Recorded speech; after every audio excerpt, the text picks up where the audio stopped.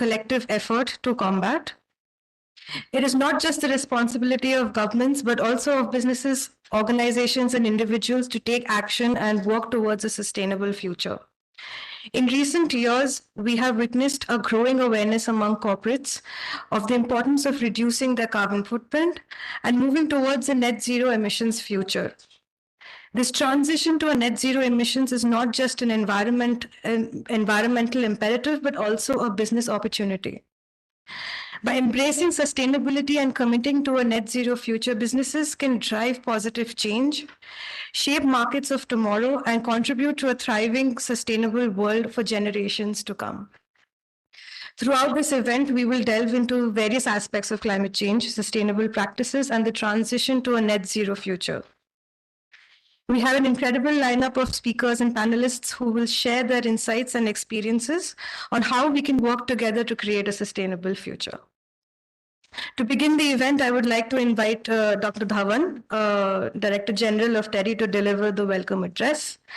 Dr. Dhawan has been associated with TERI for almost 4 decades now, during which she has played a key role in the establishment of revolutionary micropropagation technology park at TERI and collaboration with the Government of India.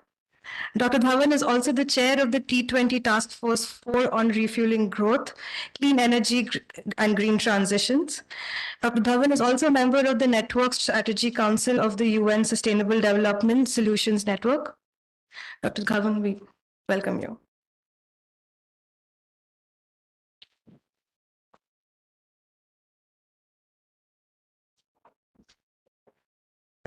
Thank you so much for introducing me, and a very, very warm welcome to all of you for this conference. And what a day. We started at perhaps 40 degrees and now it's raining. So something unpredictable. And we all talk about it, therefore, that the climate is changing. And I'm really honored to be here and for 2 reasons. One is the August gathering, which is present over here. And second is the important topic which we are going to discuss today. Now, there is no denying in terms of that we are at a crossroads. We are already late. And in fact, now people have started talking about whether we should invest in adaptation or we should invest in mitigation. Because temperatures are already high and they are demanding that adaptation is required for immediate, you can say, saving of the human race on this planet. But of course, to me, that's a quick fix kind of an approach, because unless and until you control the temperatures, you are really not going to have this planet. Or rather, I won't say that you won't like to live over here, you will not survive. So that's the basic thing. And therefore, if we look at the magnitude of the problem, perhaps it is at the level that we should have acted yesterday. And if we won't act today, we are already late and we don't want to miss the bus. The goal of achieving net zero, that is paramount for the entire human civilization. And the corporate sector holds a pivotal role in its attainment. You ask any school children, what is the reason for the climate change? And the immediate answer is industrialization. Not to say that they are also enjoying the effect of industrialization. The kind of life they are enjoying today is all because someone has invested or development has taken place. And therefore, it goes without saying that development has to take place. Countries like India, we have to go a long way in terms of development. But while we say there is a challenge that we need to develop, that is also an opportunity, because we have to build new. We don't have to break something and reinvest. It is something like we have to build something and we have best of the technologies available, best of consciousness, and from the government side also, the promises that Honorable Prime Minister had made, they all are in the direction of that the only possible solution is to go green as much as possible and net zero over a period of time. So the investments must be made in that direction.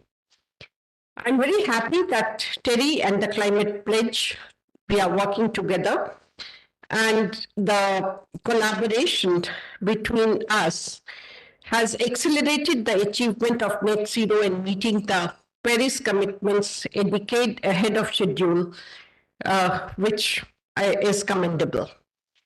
To accomplish this ambitious goal, collaboration becomes a crucial and vital factor. It necessitates the collective effort of governments, businesses, civil society, and individuals, as we all have a stake in this endeavor. Through collaboration, businesses can share best practices, pool resources, and collectively address challenges that no single entity can solve alone. Further, collaboration facilitates the exchange of knowledge, technologies, and strategies that can expedite the transition to a net zero future. I'd like to mention over here that we are at a stage that perhaps it may not be possible for a single corporate to look for solutions. Technological innovations, they require a lot of money, they require a lot of pooling of even researchers. And that is where perhaps time has come that we have to work as a cohesive group working towards one particular problem. That also demands somewhere the talent or manpower which needs to be created both to change their mindset as well as utilize the new technologies. So it is everything. It is not that one is looking for carbon finance. Perhaps one is also looking for co-invention of technologies and move forward. The other thing is that we will not achieve net zero simply by large corporates. Of course, they are largest users of energy. But if we look at countries like India, it is a country of small and medium enterprises. So somewhere we'll also have to ensure that the technology or net zero mantra that reaches to them as well. And we look towards their problems and provides them with solutions as well. Of course, we say that, or rather we blame that development as the main cause for climate change. I think it is again the corporates which will have to show the way. They can look into, because this misconception that green is expensive is wrong, and therefore green can be even cheaper and perhaps also adds to the stakeholders' value. And that day is not far that as a stakeholder also, each one of us is going to look towards, is the company responsible? And ESG is one step in that direction, because every corporate will have to report, and the awareness about that green is possible at an affordable price, and which will help their businesses, perhaps will change their mindset. I won't say that they are not responsible. They are responsible even today. But then to take everyone along with them will be possible by this kind of awareness and consciousness, which should become all around. So I'd like to end by saying that achieving net zero future is a shared responsibility, and that calls for collective efforts from all of us so that we are able to turn it into a reality. The corporate sector plays and will play a critical role, and I'm confident that with the right strategies in action, we can create a sustainable future for India and perhaps show the way to the world. I extend my best wishes for the program and urge each and every one of you to actively participate in these collaborative efforts. Let's take a bold action, embrace innovations, and work together to create a brighter future for the generations to come. Thank you so much.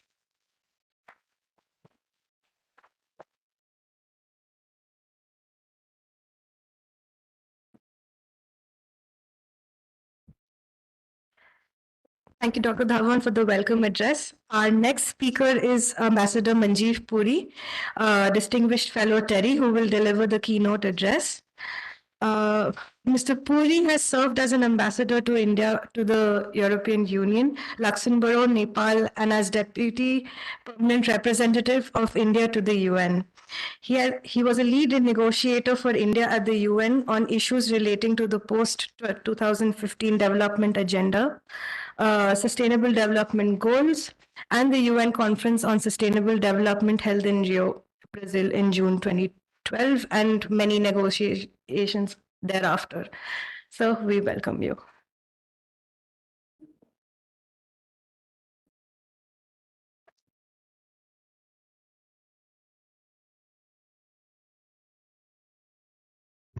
Ashmita, thank you very much. That was very nice of you. You know, I want to say I'm very delighted today. I've been associated with Terry for many years, including when I was in the government. But what delights me today is the one thing that Dr. Dhawan repeatedly referred here, which is Terry and the corporate world in India. Let me start by telling you something which I think some of you may know, but many may not realize. But Terry is the product of good people in India coming together with the corporate world in India. That's how it began. And in some senses, that continues to remain the big driver. But we also need to headline it today. And that's why I congratulate all the organizers. And I want to join DG Terry, Dr. Dhawan, in extending an extremely warm welcome to all our corporate friends. I'm happy to see Amazon India here, who are, of course, the anchors for the pledge. I'm happy to see representatives of the steel sector here. And one of them, again, Mr. Dhawan, mentioned to me, "Bhai, problem to hum hai, lekin we will do it." Sir, it is the lekin. You will do it. There is absolutely no doubt about it. Somebody else mentioned to me that let's talk in terms of what the Honorable Prime Minister has mentioned, lifestyle for environment. Let's do our bit. Social consciousness. Each and every one of these is particularly important. But let's focus today on one specific aspect, and which is India, $3 trillion economy going towards 5 and 10. And what does that mean? Of course, it means everybody, me, everybody around the corner, the guy opening the door, and so on and so forth. But that's one side.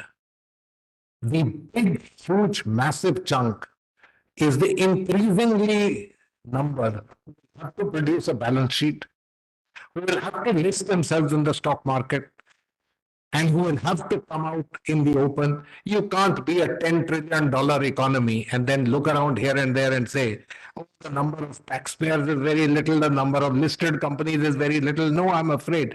We are in the real world. We've chosen to be in this world. We haven't chosen to be in a world where we are hiding behind some government entities, etc. No, we want to be part of the free world. That's our DNA, and we feel good about it. And so, therefore, every one of you in the corporate world are the key and critical elements. So let me take you back to what Dr. Dhawan mentioned. Mitigation, adaptation, greening. I'll make just one point to you all.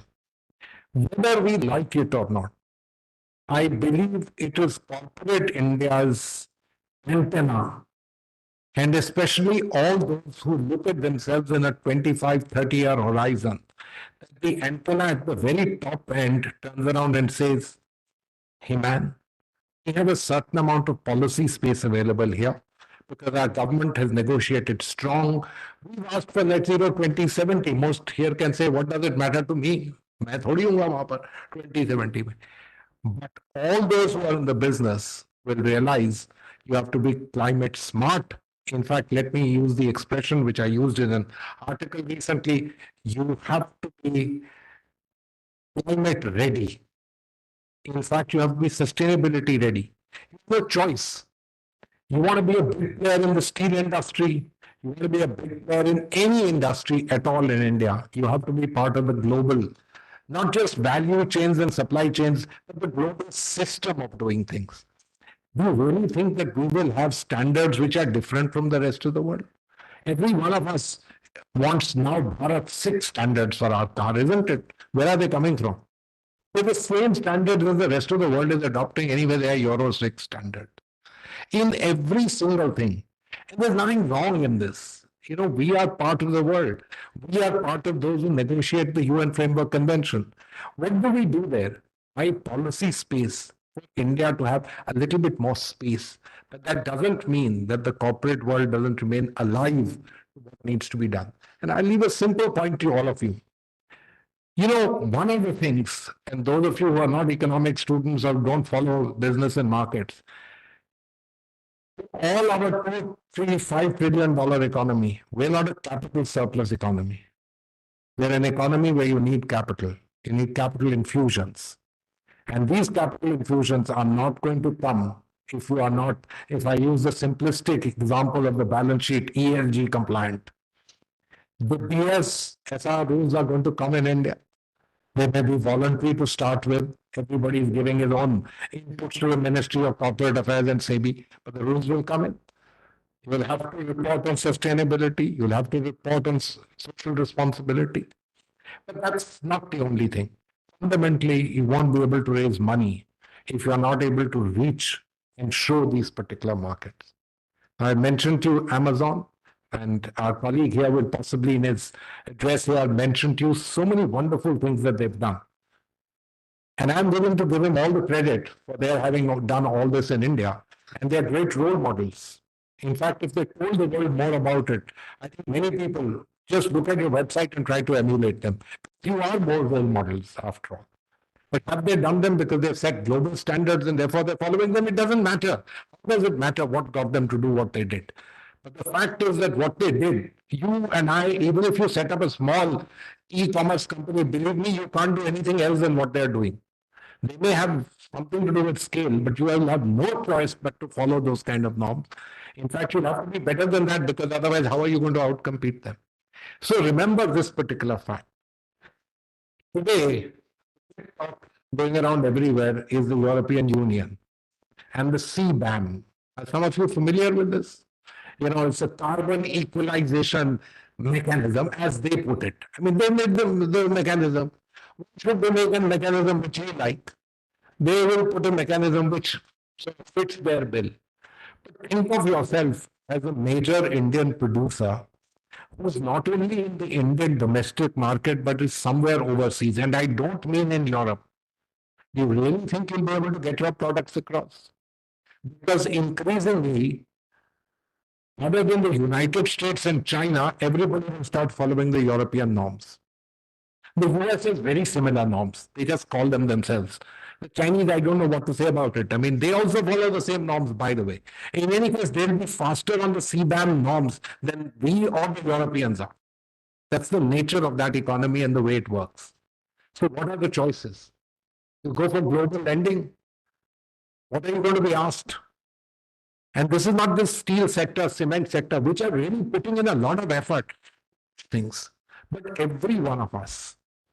So, we always talk about a very simple thing, that you should electrify the economy and decarbonize electricity generation. Seemed a far-fetched thing some years back, but increasingly, you're coming to know that there's no choice. What did this net zero do?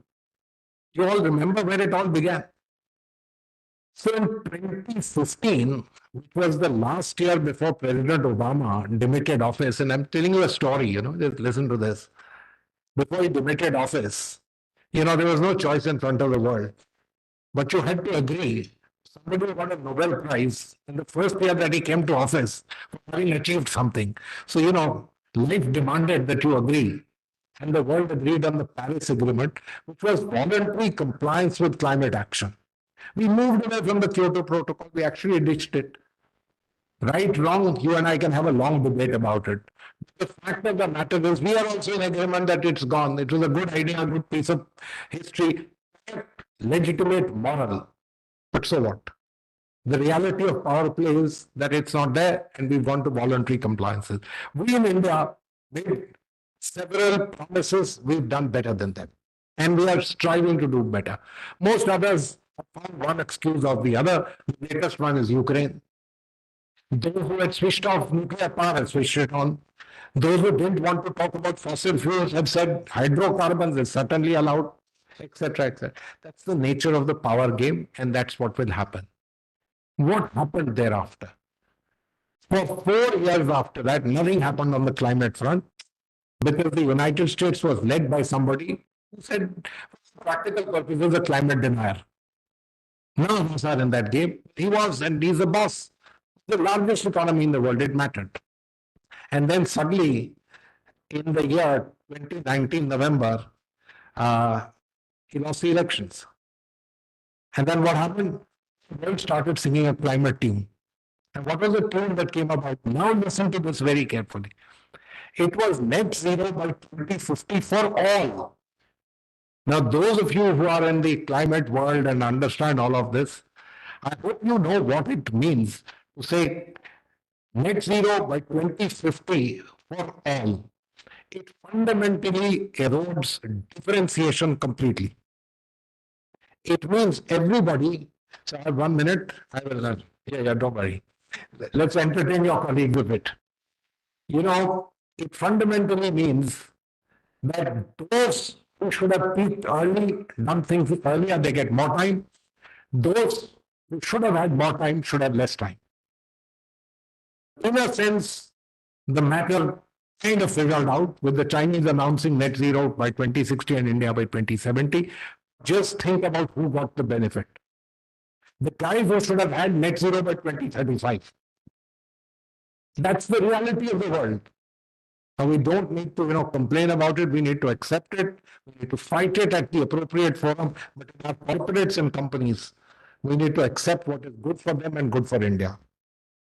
So, having received this white piece of paper, I will stop.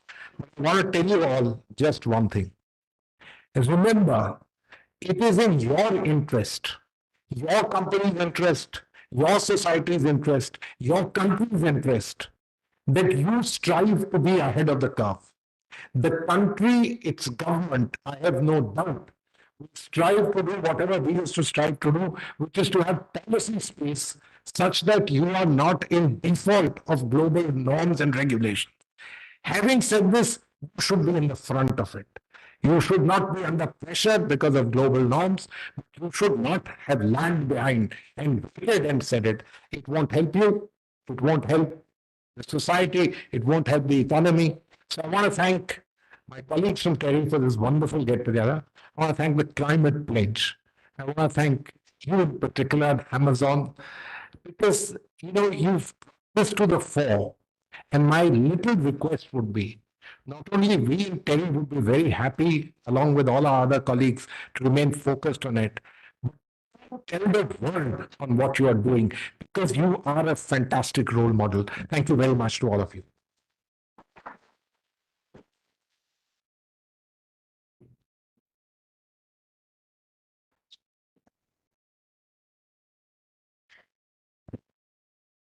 Thank you for that insightful address, sir. Our next speaker is someone who is at the forefront of the fight against climate change, Ms. Matsi Kutti, Senior Program Manager, APAC, the Climate Pledge, Amazon, who will provide the context of the event. Ms. Kutti is a sustainability and climate change expert with about 20 years of experience. She leads the Climate Pledge charter for the APAC region in Amazon. Her current role, she works on catalyzing the private sector's net zero ambitions, collaborating with corporates and think tanks on net zero projects, and accelerating decarbonization pathways.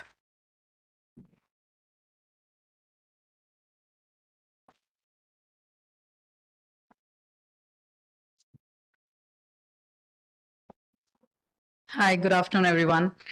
I'd like to apologize for my voice. I'm a little under the weather, but very, very happy to be here. And it's a tall task to be following up after Vibha and Mr. Puri. So I'll try my best, but let's just dive into why we are here today, what the session is about, and what the panel discussion is. So First of all, my name is Matsi. Like she said, I lead the Climate Pledge and the APAC operations. For those who don't know, the Climate Pledge is a commitment to get to net zero by 2040, which is 10 years ahead of the Paris Agreement. And Amazon co-founded this alongside Global Optimism. And many of you might know the founder of Global Optimism, who is Christiana Figueres. She was a chief architect of the Paris Agreement. And, we came together because we realized that no one corporate, no one company can do this alone. There needs to be collaboration if we have to steer the net zero journey for everyone. And as we speak, we have about 400 odd signatories that have joined us already in this journey. You can see on the screen there are companies representing multiple geographies and multiple sectors, about 50 odd industries and 30 odd countries as well. So what we've seen so far is that companies are already trailblazing some amazing work and innovation in the space of net zero. And in our effort to capture this and inspire more companies to join this journey, we created the Future Forward series, which is a 6-part documentary which focuses on what are companies' challenges when they take on net zero commitments, right? What are their challenges and how are they collaborating? How are they innovating in this space? So we've actually come together with some of the leading Oscar and Emmy winning directors for this docu-series. And we'd actually like to take the next couple of minutes to showcase this effort. I also want to kind of bring your attention to the Indian signatories and signatories in Asia Pacific. We have several signatories that have joined us today. We have one of them here, Greenco, who are into renewable energy space. They've been leading this charter. We also have companies like HCL, Infosys, Mahindra Logistics, Godi, UPL. So there are several that are joining, taking on this challenge. Like, the speakers mentioned before me, it's not an easy journey. It's easy to take up the commitment, but in order to get to this commitment, there is a lot of action that is needed. There's a lot of collaboration that is needed. And that's exactly why we created the Climate Pledge. The idea being, can we have an ecosystem where companies who are facing the similar challenges can come together and talk about what are your challenges? How can we work together to get to net zero much faster? I don't want to take too much time here. What we believe is that together we have the power to transform energy systems, transform the way businesses operate. And with this, I'd actually like to invite more and more organizations to join us with the Climate Pledge and collaborate with us. I mean, if the net zero by 2040 seems like slightly harder task, we can still work together to see where there are collaboration opportunities. So I just wanted to set the context in terms of what the Climate Pledge is and what we're going to be screening. So I'm not going to stay between the screening and between you guys. So I'd like to request them to please play the series, please.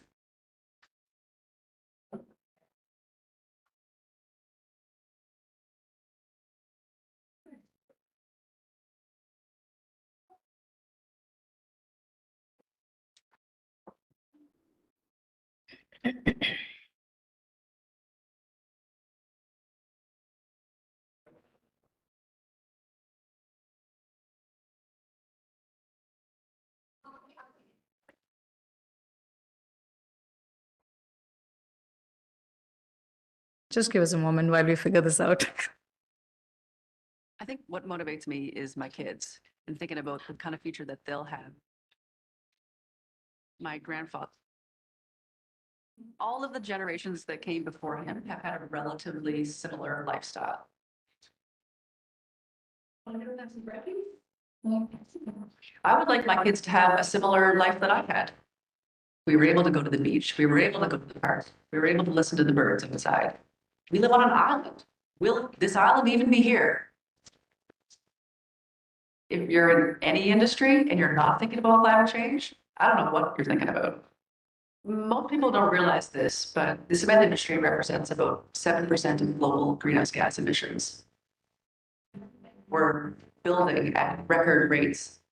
We'll be building a new New York City every single month for the next 40 years.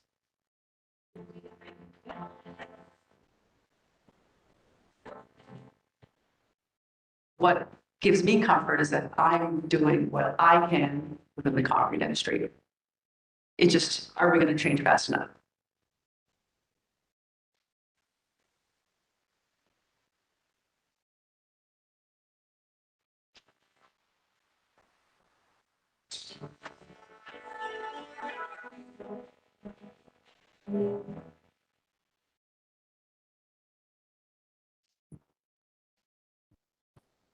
How much more over here?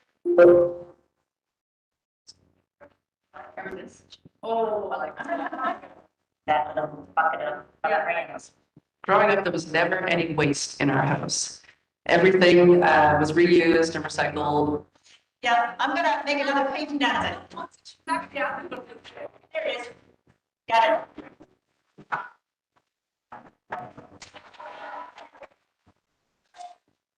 I found that book that we were just talking about in that picture from the 80s. She taught us that everything has value and that your first thought should not be to throw something out, but should be, can you reuse that item and recycle it into something else, give it new life. That's what we do at Carbon Here. That really interested me from day one.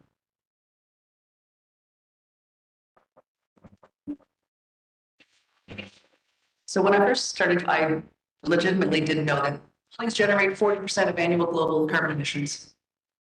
Every time you're making a ton of cement, you're releasing about a ton of CO2. We take a waste product, carbon dioxide, and put it into concrete. Once we introduce the CO2, it's a permanent removal of carbon. The average building built with permaculture saves as much CO2 as planting a forest the size of Central Park. We are showing that concrete can be a solution to climate change. Technology is actually installed in about a day. We really are just scratching the surface. So if you look at the global concrete industry, there's about 100,000 plants on Earth. We're in just over 500. So we have so much more opportunity to grow. It's really all about speed. Being a signatory to the climate pledge forces us to accelerate our transition to a greener economy. Because the climate change clock is ticking and we really don't have enough time here. Bringing a technology to market in 20 years is not going to cut it.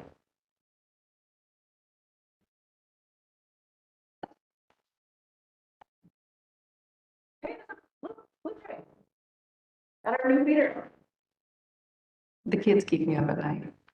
But besides that, what keeps me up at night is if we wait too long, it will be too late. What do we do first? Do you want me to get some containers to put them in? I think I have a bit of a sense of responsibility with the opportunity that I've been given to try to make a difference and change the course of history. My mom used to say, anything that's worth having is hard to get. So if we're going to try to solve climate change, like that is not easy to do. I'm going to do everything I can to try and figure it out so that we can carry on this beautiful life that we've all been living for many more generations.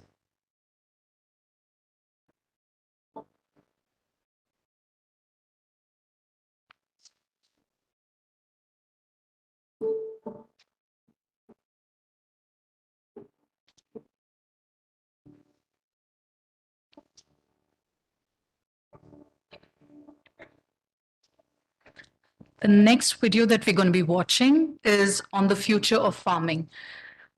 When you think of industries that are really impacted by climate change, is agriculture one of the things that comes to your mind? You know, if it is, then why? If it's not, then why not?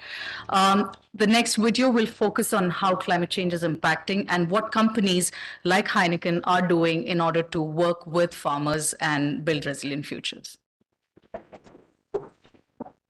We are tracking severe weather moving right through central Iowa right now. So if you are hearing the sirens, I definitely want you to be inside right now. And for many farmers in this agricultural zone, their entire harvest has been lost. I don't know if it's just a pattern that we're in right now, or if we're just through the short straw for a while. Yeah, it makes you nervous. When you come down with weather and all these heavy rains that we're getting, they used to not get in this way. That could take 2, 3 inches of soil off in 10 minutes. What's their livelihoods? A lot of farmers don't want to talk about climate change, but they do and will talk about adverse weather conditions, and they're seeing more and more. The derecho wiping out an estimated 10 million acres, likely to cost billions of dollars.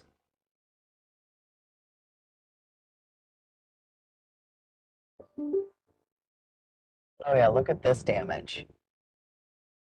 Yeah, this is for sure derecho damage here still. I'm an Iowa native. I like to joke they took the Midwest girl and put me back in the Midwest because I know how to talk to farmers. We were one of the first companies to really come out and have a supply chain project, and it's evolved over time into our cover crop program. I'm tired of going to these conferences and just everybody talking about what needs to be done, but nobody getting in the field and doing it. Yeah, it is all about getting shit done. Ugh, I am so impatient. Hey. Morning. How are you? For Unilever in the US, we try to source as locally as possible. And as a company, climate change is a very big threat in the sense of being able to source our ingredients. As it gets warmer, sourcing regions change. So if we lose our sourcing regions, that's a very big problem. And if you can't get these ingredients, how are we going to make products? It's a business threat, and any company that doesn't look in that way is fooling themselves.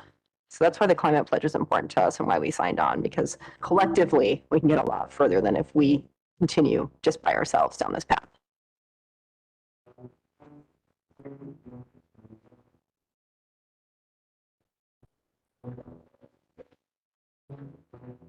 At Practical Farmers, our goal is to help stand up businesses and stand up farms that are going to be resilient. All of our agronomists on staff are constantly talking to farmers, wanting to hear what they're challenged with, and then trying to find solutions that's going to make them feel empowered to make a change. And so if I can help the Unilevers of the world realize, like, look, put your money here and we will help you make good on climate smart goals that they have, like getting cover crops on the ground, then we can build other work off of that. My mantra is another farmer, another acre, another practice. Every day, another farmer, another acre, and another practice. I mean, if you think about geologic time, when it comes to soil formation, we're talking millions, billions of years. I mean, that's how long it took for soil to form on this planet, and we are losing it way faster than we can form it. We've already lost over half of our topsoil in Iowa.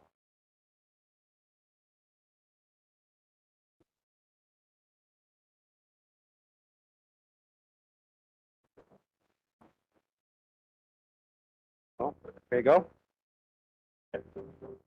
Cover crops are a crop that you plant in between primary crops to help with soil health. It's living, it's breathing, it's putting carbon into the soil. It is used to reduce loss of nutrients, to cover the soil up and reduce erosion. We realize that if we're going to be able to plant cover crops and have enough acres planted in the fall, we need people that can get cover crops in the ground. So how do we get the farmers though? If you give a farmer incentive to have cover crops on their farm, they will change the landscape, but the market hasn't paid them to do it today. But I think really if you have people holding new businesses' hands and saying this can be done and this is how we've done it, I think that'll work. It's time for companies to not just talk about doing their part, do their part. First and foremost, in farmers' minds, they have to be economically sustainable before they will be environmentally sustainable. I had a couple farmers approach me and say, hey, I'm interested in trying cover crops, but I want to try this, and that was the first kind of foray into. There might be something here. It helped show how important good soil health is for farmers, because we did see some farmers who breathe in after the storm and significant damage had been done. His barn didn't go down, his neighbors did. It was still standing. Why is that? Right here, it's almost skin high. Yeah, this field is fantastic. This is beautiful. You could take a pretty heavy rain.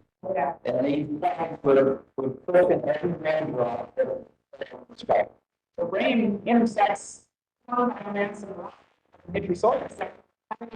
Plants here, it keeps the soil surface and protects it. You know, you don't lose your soil. The children and grandchildren that are going to come out of this are not going to be able to benefit from what we have here today. Like these conservation practices like you, right? So your farm field is still going to be valuable. Well, that's what I think. What I do is we're better than one another. There isn't anything in life that everybody thinks is soil or permanent. It is not. And I'm such a happy guy. That the future, they got some real opportunities, but farmers have to take care of what we have today to have the opportunities for tomorrow.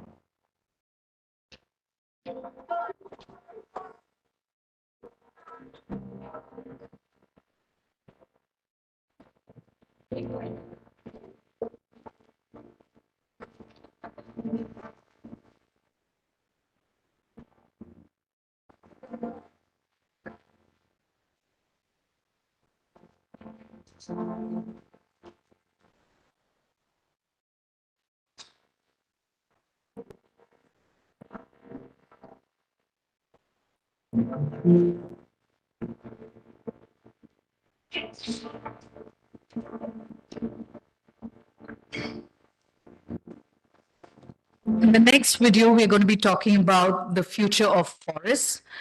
The reality is, if you don't really have to go too far if you want to look at solutions for climate change. And in this video, you would actually see how Amazon has partnered with the Nature Conservancy and the Agroforestry Center to look at nature-based solutions as an option for looking at climate action.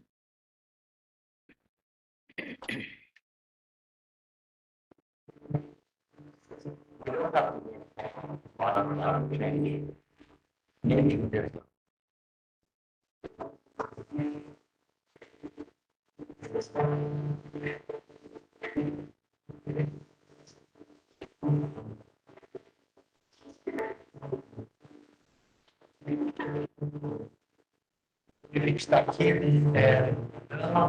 ele chama esse mapeamento da inteira da we had eggs straight. This chaos was taken and now that's massive scale. So when you cut a tree, that often has to go to someone. So we can lose it for it.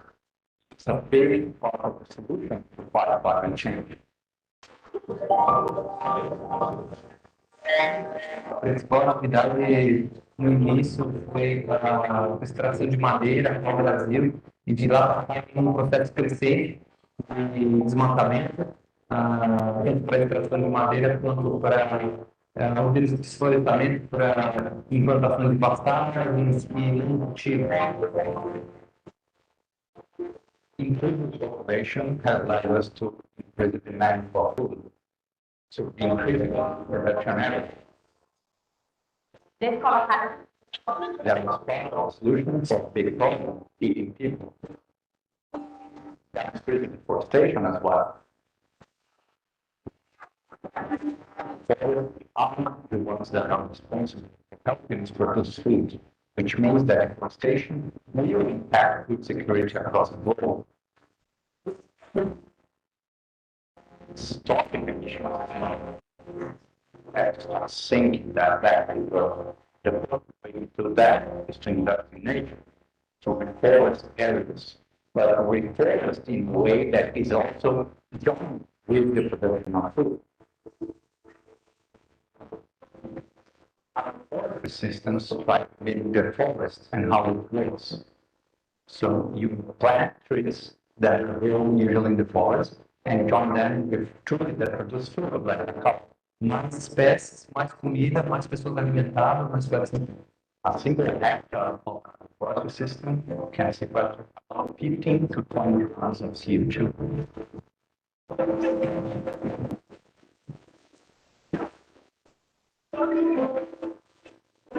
The Agriculture Restoration Accelerator is a partnership between housing, the Nature Conservancy, ICRAC, and those private farmers. So when a private farmer joins our project, they can have a team of learn from farms and cities from our forestry systems, protected systems, support on getting the proper production out in the market.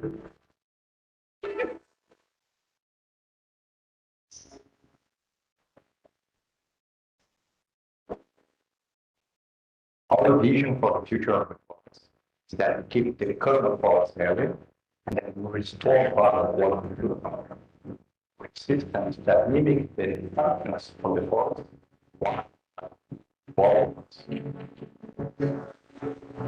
It will much beyond what we're doing right now if we want to save the planet and improve lives of people and nature. Deixar cenário, uma intenção melhor do que a gente encontrou quando a gente chegou.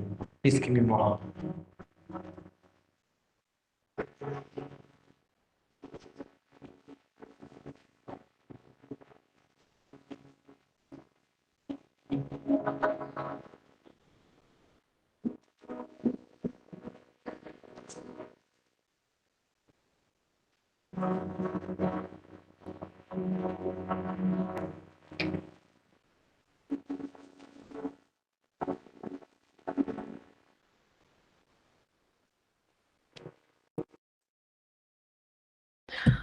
For all of us, as a part of our work, our daily work, a lot of us end up having business travels, right? What is the impact that travel, your flights have, your rail transport, or even your other surface transports have on climate? Is that something that you all have been thinking about? In this next video, you would see that two of our signatories, Nestle and JetBlue, have come together to talk about how we can decarbonize the aviation industry. Stats say that if we could account all the emissions from the aviation industry, and if you were to call that a country, they would be the 7th largest emitter in the world. So just want you all to pay some attention to what the aviation industry is doing to decarbonize. The upcoming generation is extremely concerned about the state of our climate system. How do we take away that impact associated with our? This is conventional petroleum-based fossil fuel that we fly on today. That's jet fuel. Now here we have some samples, and this is sustainable aviation fuel. It blends with conventional jet fuel, so this is the future.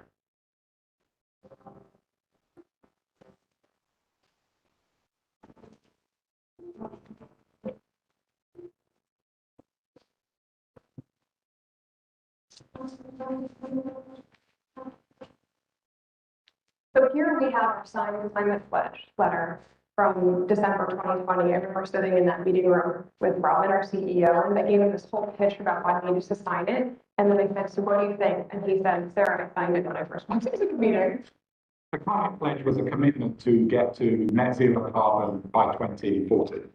And we did that because we know as an industry that we are an emitter of carbon. We also recognize that we are one of the hardest industries to decarbonize. In January 2020, we announced we were going to be the first airline in the US to voluntarily offset all of our domestic emissions, and also to fly regularly on sustainable aviation fuel from our partner Nestle out of San Francisco International Airport. In the last year or so, I have never seen so much collaboration. So many partners are now saying, how do we work together through the climate pledge to decarbonize aviation? Well, this is the tower that the magic happens. So it's connected directly to the tank where the feed comes into this tower. The climate pledge for next day is very ambitious. We partnered with airlines such as JetBlue to be net zero by 2040. My mission has been to bring sustainable aviation fuel to the market and bring in a product that actually helps the environment. SAF is the key component to the future of flight. It's made out of renewable sources, but we're not pulling crude oil out of the ground. We are taking waste residues such as oil, we collect that and then take it through our process of hydro treatment and isomerization to actually make it a SAF. You can take SAF, you blend it with conventional jet fuel. It is 80% reduction in CO2. So this is like renewable facility. Yes. It feels like powerful to be standing on the very few renewable fuels plants. Yeah, exactly. This is how we can make a change. So. Yeah. If you look at the aviation industry as a whole, it is about 2 to 3% of global CO2 emissions. If you put it into a country, it is the seventh largest emitter of CO2 emissions in the world. We cannot continue to add CO2 emissions from aviation into the atmosphere. Even though sustainable aviation fuel is well proven that the price of a gallon is twice the price, which of course limits on what we can buy. We as an industry have been supportive of additional incentives to bring down this price premium. The cheaper it is, the more we can buy. You've heard of the whole chicken and egg, and I feel that that is where we are with SAF today. If anyone wanted, so we know to really kickstart SAF production, it's also going to require support from government. And it's really critical for us to look at the incentive side of things. And that's where we can also play a very big role on the advocacy side. You have a lot of room to grow the Houston department, because we need more SAF. We need more SAF. We want to get into New York, we want to get into all these major airport areas to be able to use this fuel and start decarbonizing this industry. We're going to check out one of Airbus 321 aircraft. My dream has always been to become a pilot. I remember being really small and looking up at aircraft with my parents and saying, someday I'm going to be working in this industry. This is like first time I'm off it, so yeah. I'm like get in this voice story. Feel like yourself. Feel amazing. Thank you so much. Air travel is very dear. It connects people. You can go explore the world. When I'm above the clouds, it really puts everything into perspective. There's many people just like we are responding to the reality of our climate crisis, and we can work together to be a part of the solution.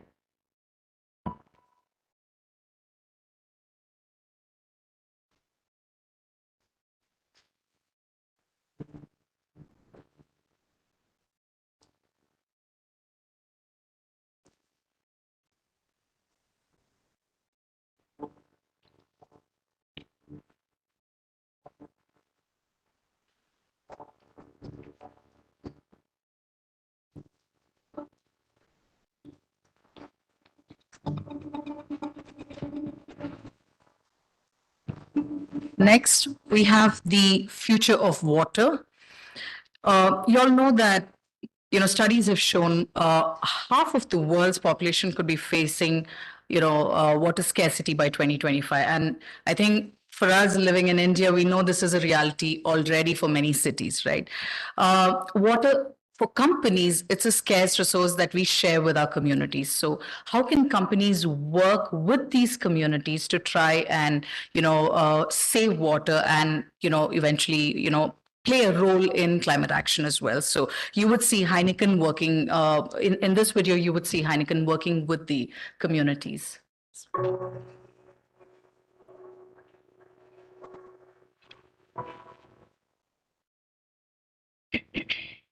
Lalu itu bangun itu sakral, bangun itu suci. Waktu sampai bangun di bersuci itu sampai sampai itu berkurang. Saat itu tidak ada takutnya. Apa ini banyak menjadi persoalan dari luar menjadi pencemaran. Saya yakin kalau ini tidak dilakukan gerakan ini yang kuat bersama dengan pengalaman penting, saya yakin jadi bisa terjadi seperti Kalau kita ingin ada bersama-sama dengan mereka, seterusnya air menjadi hal yang sangat penting. Untuk kita, company-nya mungkin begitu gaya, tapi apa yang lebih penting dari ini?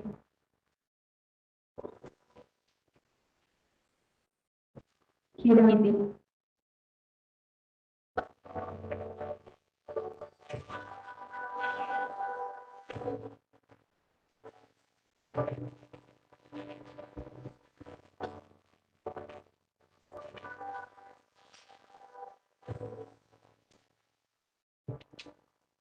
Januari stress area. Ketika kita melihat dengan pertumbuhan masyarakat, populasi yang makin banyak dan ketersediaan air sudah tidak seimbang. Kemudian si banyak orang yang membuang sampahnya di sungai. Multi bintang dalam operasi dan bisnisnya dia memproduksi beverages untuk minuman.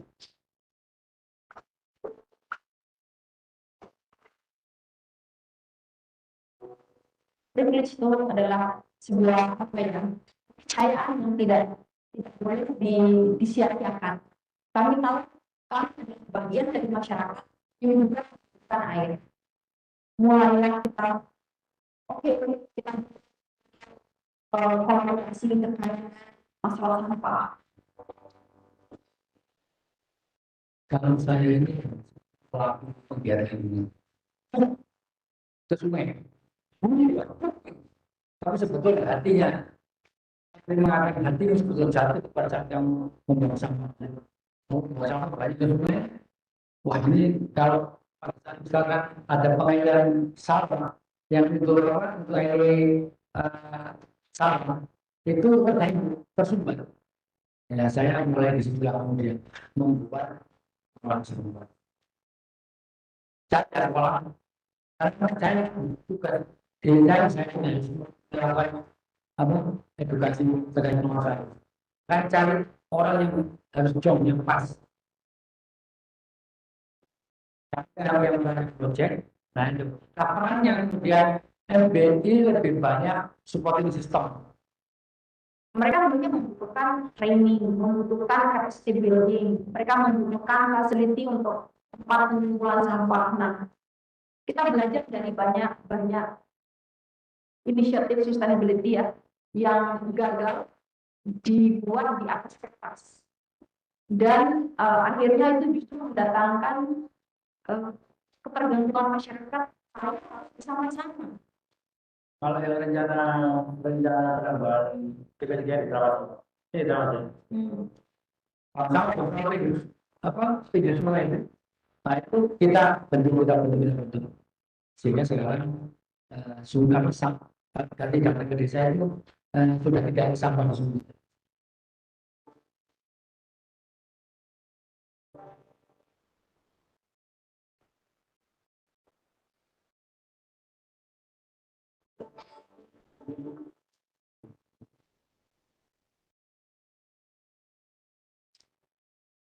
Selamat pagi ya, selamat pagi.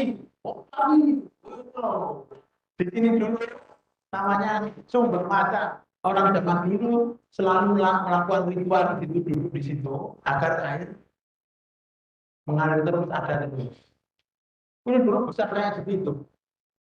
Dan sekarang orang-orang kecil dijaga asal jangan sampai asal. Nah, itu adik-adik inilah harapannya kita itu terus. Harapan saya, mimpi saya, apa yang dilakukan Hanikan itu bisa ditiru oleh banyak perusahaan lainnya. Selalu ada mulanya, ya pledge bisa jadi langkah awal untuk mengajak semuanya berkomitmen bersama-sama. Manusia mulai nanti dengan manusianya ketika mereka memulai rebutan air. Dan ketika mereka tidak peduli orang lain itu dapat air atau tidak. Apakah kita bisa menyebut mereka atau diri kita manusia?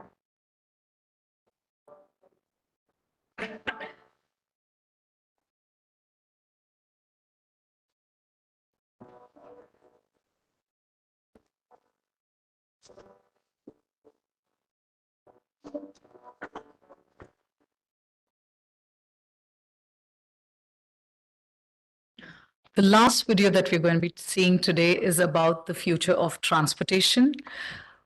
When anyone talks about climate action, renewable energy is one area we speak of, and the second one is transport, how EVs are the way to go forward, right?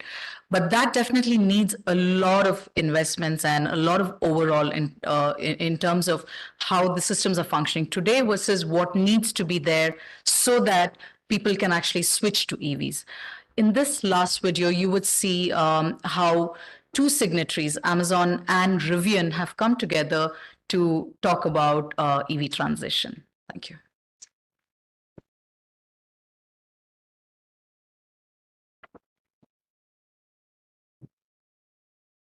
We got a regular Tuesday morning, but we got a lot of fun. We're going to the vehicle app day, so it's a good day.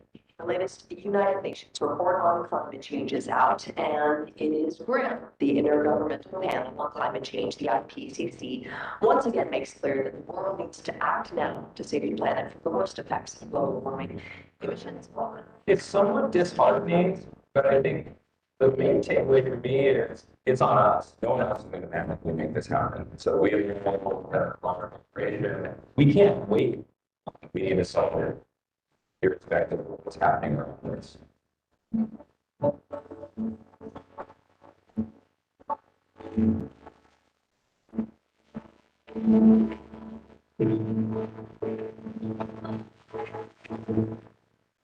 Amazon just announced the Climate Pledge, a new campaign to combat the climate crisis. Jeff Bezos revealed yesterday a plan to make Amazon carbon neutral by 2040. We essentially went to every major auto manufacturer in the world and said, this is what we need to have an electric delivery vehicle. And we got a lot of answers about why that wasn't possible. Amazon has ordered 100,000 electric delivery vans from US-based auto manufacturer Rivian. You're asking an entire industry to sort of shift what they make, how they do product design, who they employ, like on every level, on the vehicle level, on infrastructure, organizationally, culturally, like all of that needs to shift. Rivian was one of the earliest signers of the Climate Pledge. Our goal is to put thousands of electric delivery vans on the road, starting in 2022, putting at least 100,000 on the road by 2030. When was the last time you saw the van? It's probably been a year now. You're doing some user studies and packages and boxes where you could take things out. So this is really great. There's no playbook for any of this. Nobody's electrified a fleet of delivery vans at this scale. We haven't honestly done much in the supply chain space. I think there's a huge opportunity to reduce CO2 emissions from goods transport. So what percentage? 30% of CO2 emissions from transportation. 30% of that is from the supply chain. 30% of that is the last mile. And Amazon last mile is taking a package from our last physical delivery stations and transporting the packages to the customer. In 2018, I started leading our global last mile vehicle fleet. We had no electric vehicles. Bringing a van from sketch to full-scale production in 2 to 3 years is a pretty crazy challenge, and a lot of people thought Amazon and Rivian for signing up for it. When we're operating these electric delivery vans at scale, we'll be preventing millions of metric tons per year of carbon emissions. This is our way of removing that CO2 from getting into the environment, the labor that's into the atmosphere. And electrification is the way we're going to do it. The beauty of gas vehicles is that infrastructure has been around for a century. For us, the challenge has been bringing up the entire ecosystem. We have to take hundreds of physical locations and make them electric ready. When we started this journey, there really wasn't a product for fleets from a charging standpoint. So I lead the design team. Our design team works on site designs. We figure out how to get chargers electrified. Imagine you go into any parking lot you can imagine today. Figure out how to get chargers deployed in that parking lot with absolutely no existing infrastructure. So there's probably not a utility, there's probably not a power line, and there's no chargers. Is the cable here, is there any difference between what we put below ground and above ground? What we're doing above ground today, you're using more of this wire. The challenge we're dealing with is there are very few places that have put in the number of chargers that we're putting in. When you talk about 3,000 vehicles or 5,000 vehicles. That's a big number, and that would be a big fleet. So when you go to 100,000, you've got to do things differently. How do we get to that 100,000 chargers and design the infrastructure is the on-ramp so Are we trying to get it down to there is one above ground solution, or do we select from 3 options depending on the site characteristics? I lean toward the latter. Okay. This is probably the most vans charging at the same time. There's 100 on, it means like the system's handling 100 at a time. It's 2022 and we're delivering a major project with signatories from the climate pledge. I mean, if you look at these, the chargers have a profile that works for vans, but by and large, these are meant for residential applications. And we're standing here with 100 vans plugged in, and a year ago, we hadn't even figured out what the layout was going to look like.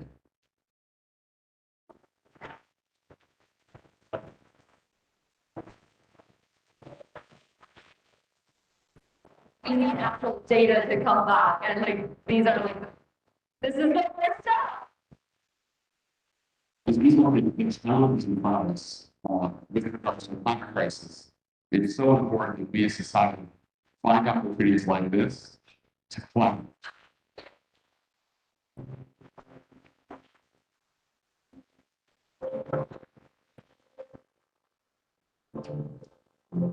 There's zero debate that we as society, for longer than we're living today, hundreds of years from now, thousands of years from now, we must move to energy sources. So accelerating that represents, I think, the only responsible thing we can do as a planet. And if we choose not to do that, so for some companies, so I think we can make that change. It's the reason I'm sort of running, it's the reason the climate pledge is so important. There are multiple really hard problems on the path to decarbonization. The greater we can work together in forward partnerships to accelerate these solutions, that's the opportunity that the climate pledge represents to me. We go into it knowing that there are things that we're going to learn as we do this, and we have some great momentum with the industry today that we can reach out to partners to say, let's do this, help us do this.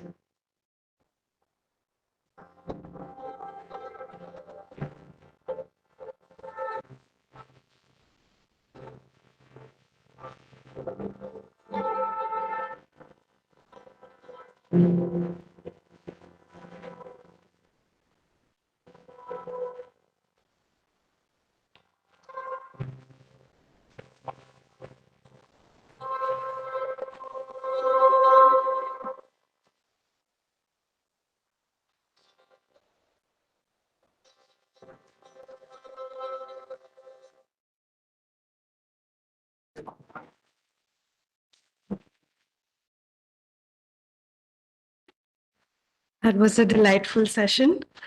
We will now have a panel discussion on collaborating for a sustainable future to discuss the role of businesses to create a net zero future. The panel will be moderated by Ms. Kutty and will consist of the following panelists. Mr. Abhinav Singh, Vice President, Customer Fulfillment, Amazon Transportation Services, Global Specialty Fulfillment and Supply Chain, Amazon India. Mr. Singh is a strong advocate of sustainability and has played a crucial role in identifying and transforming operational processes to contribute towards Amazon's decarbonization goals. Under his leadership, Amazon is well on its way to achieve its goal of deploying 10,000 EVs in the delivery fleet in India by 2025. So.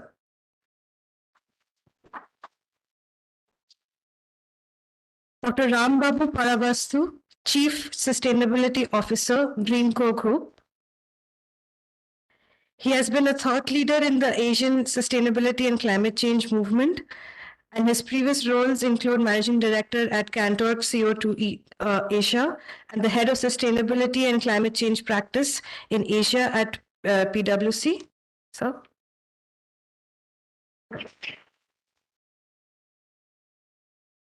Mr. K.K. Sharma, Full-time Director, EHS DCM Shriram Limited. Mr. Sharma actively drives ESG initiatives and oversees the reporting of ESG performance in the sustainability report following the GRI initiatives standards. Sir?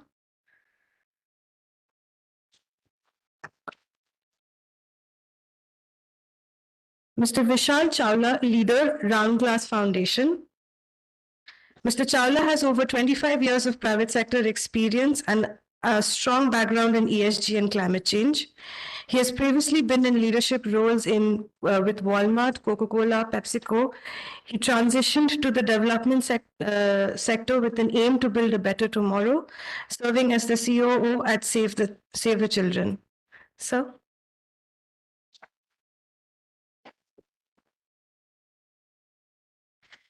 And we have Mr. Dinesh Babu, Executive Director, CAD Trust. In his career spanning more than 25 years, he has been associated with EY, NAX, Exant, Idea Carbon, Terry, and more. So I hand over the stage to ma'am.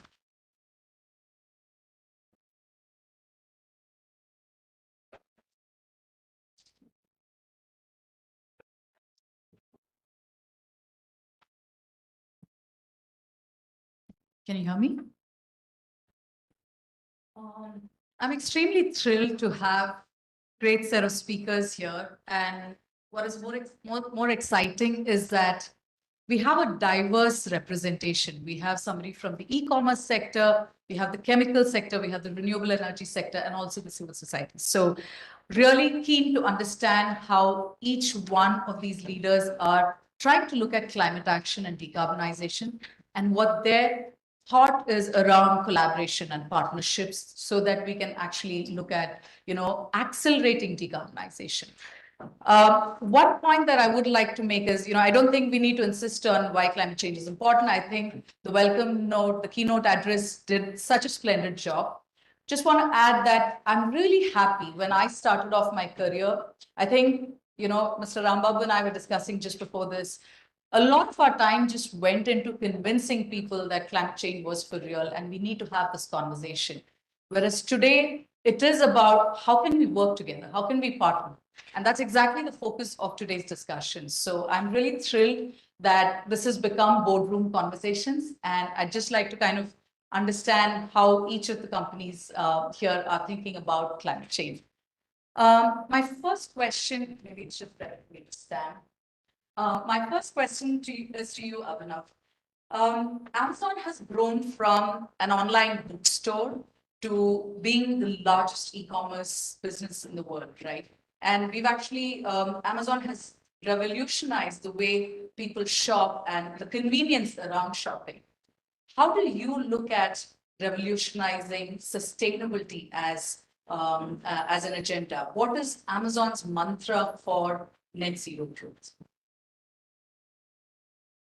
Okay, thanks a lot, Patsy, and thank you so much for having us here.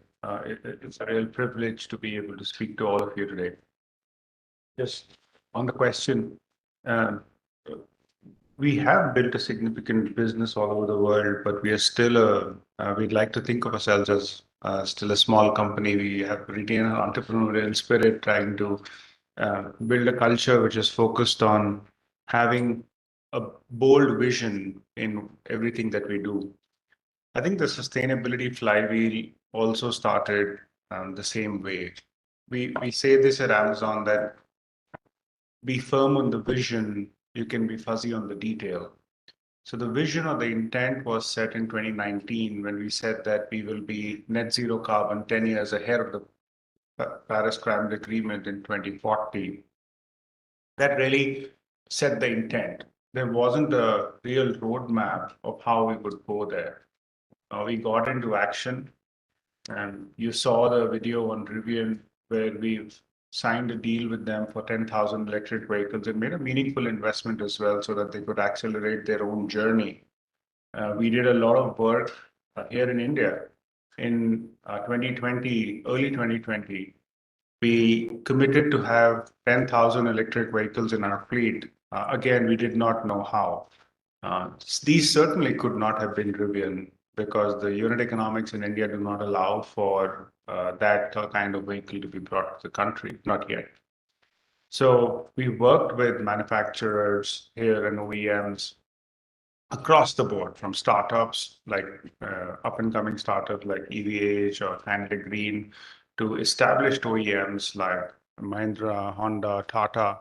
And we were able to build the right solutions for the Indian market. And we are well on our way to achieve that goal of 10,000 electric vehicles by 2025. In fact, we are over half our way there.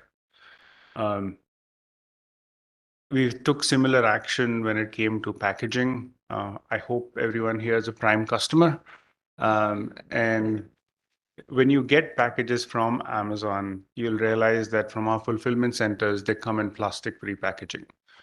It wasn't really required. In 2020, we moved away from single-use plastic. We could have stopped there, but we made an investment and moved away from plastic completely. So all of our packaging is paper, including the mailers. In fact, including the tapes. In order to design those tapes, we actually built testing labs so that we are able to have the right adhesive strength for that tape to last till the time it reaches you. There are many such big and small examples here in India and all over the world. Our partnership in building the 6 utility size renewable energy power plants recently in Rajasthan. So there are many such examples, but what we, I guess, realized from the beginning is that, and Ms. Vibha spoke about it at the top of the meeting, that no one organization can do it. And that's when we built an investment framework where we started investing in companies which are contributing meaningfully in this space. And just to give you an example, Ion Energy, which is a battery management systems company in India, is one of the beneficiaries of the Climate Fund, which is a $2 billion fund aimed to accelerate the advent of sustainable technologies all over the world. And we use that fund to power these companies, and there are many such beneficiaries across the world. And finally, once the investment is done, how do you build partnerships that are meaningful and people can collaborate? Thank you. People can collaborate seamlessly and learn from each other. And that's where the co-signatories of the Climate Pledge come in. So we have 400 co-signatories now. And it's not just that there are people with the same intent coming together, but these are companies, and we are creating the infrastructure and platform in the back end for us to share ideas, throw up solutions to each other, work and collaborate in a meaningful way. So if I was to sort of put it into the way we look at it from a flywheel perspective, it starts with intent and a vision to do something because it's the right thing to do. Taking action based on existing technologies in the best way that you can. Investing so that you're able to build future technologies. And then partnering with like-minded organizations so that you are able to take the whole world together. So that's the flywheel as we see it for building a better tomorrow. Thank you so much, Abhinav, for that. I love how you said, be firm on the goal. You could be fuzzy about how you get there, right?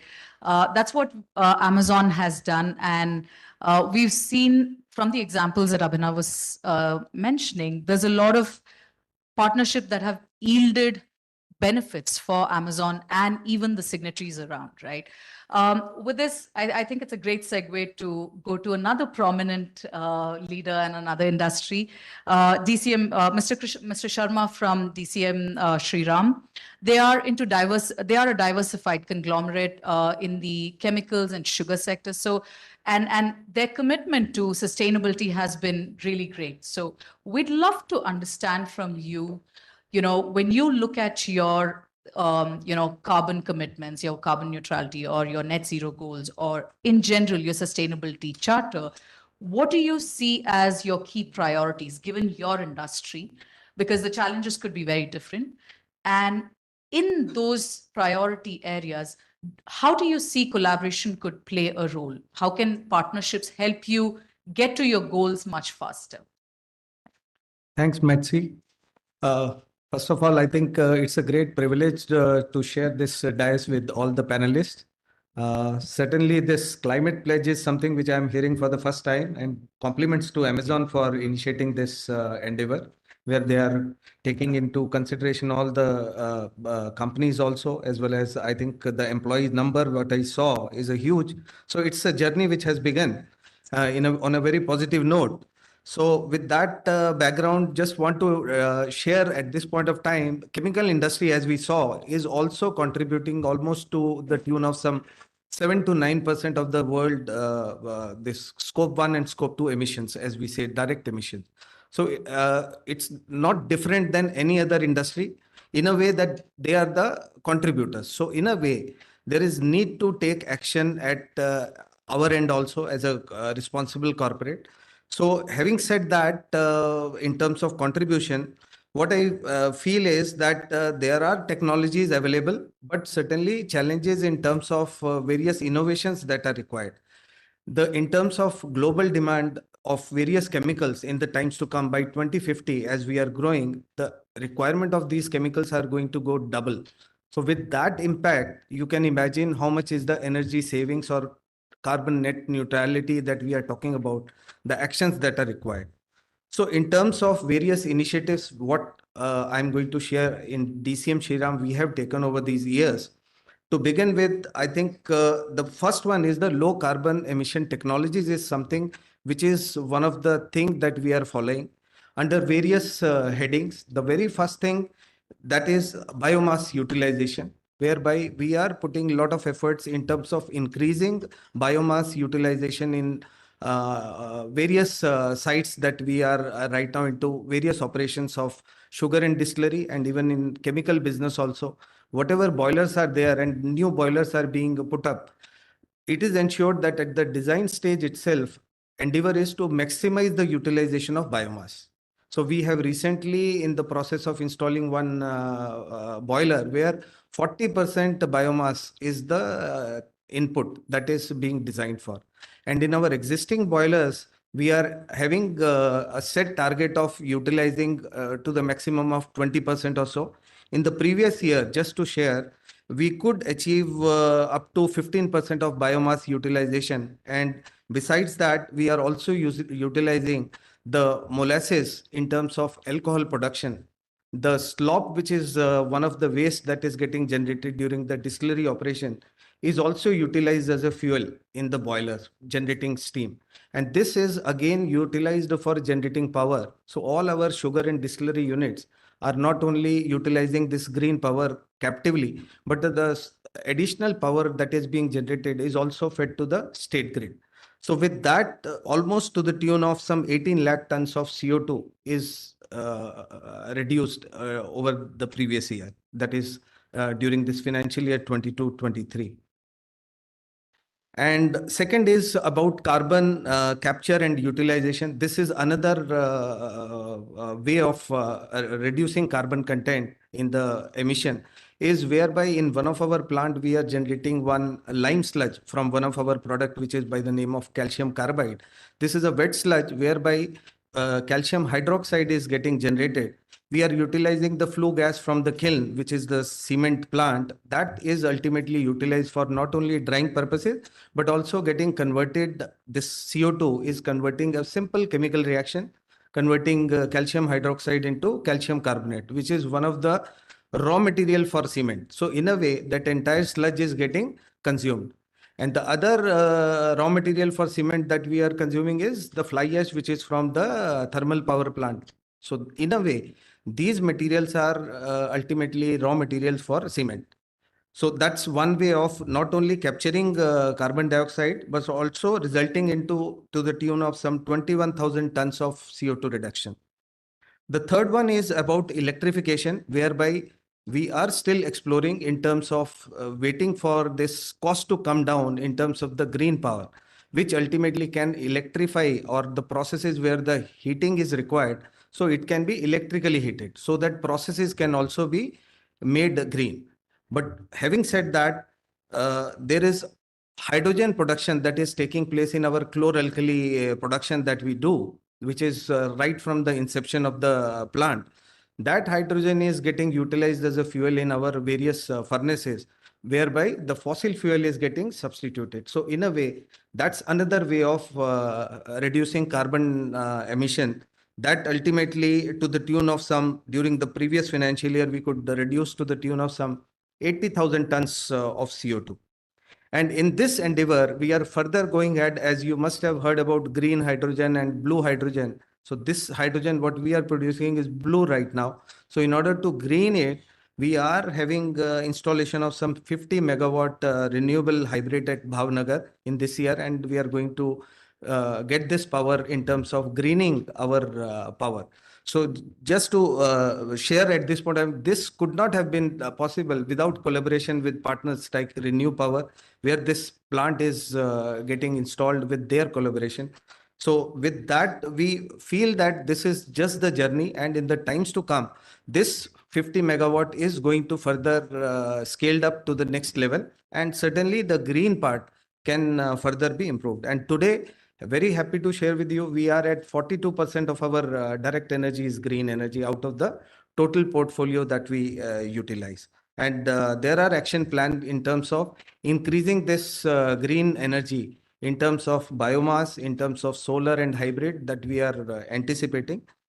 And last but not the least is the energy efficiency projects that are on continual basis being driven in every business.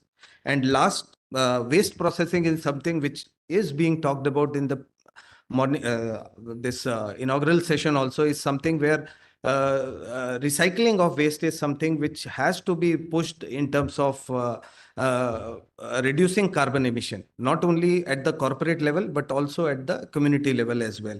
So we are right now doing 70% of our plastic waste, which is in the form of entering into the market in terms of the product bags and all. So that is getting recycled through our recyclers, the processors, who are our business partners in terms of collaborating these efforts.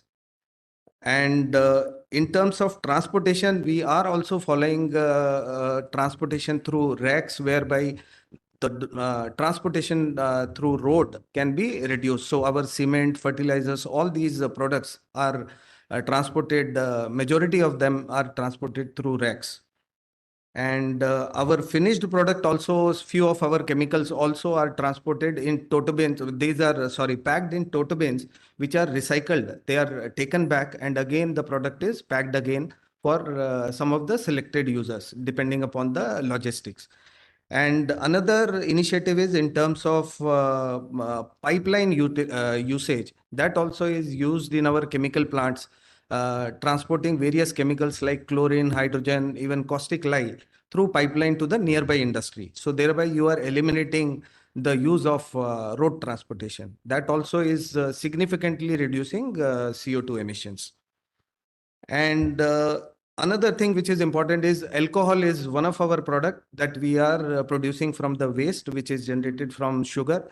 Very happy to share with you, almost 500 kiloliters per day of alcohol is getting utilized for petrol blending under the National Green Petrol Blending Program, and which ultimately has contributed to the tune of some 3.3 lakhs of tons of CO2 emissions reduction during the year.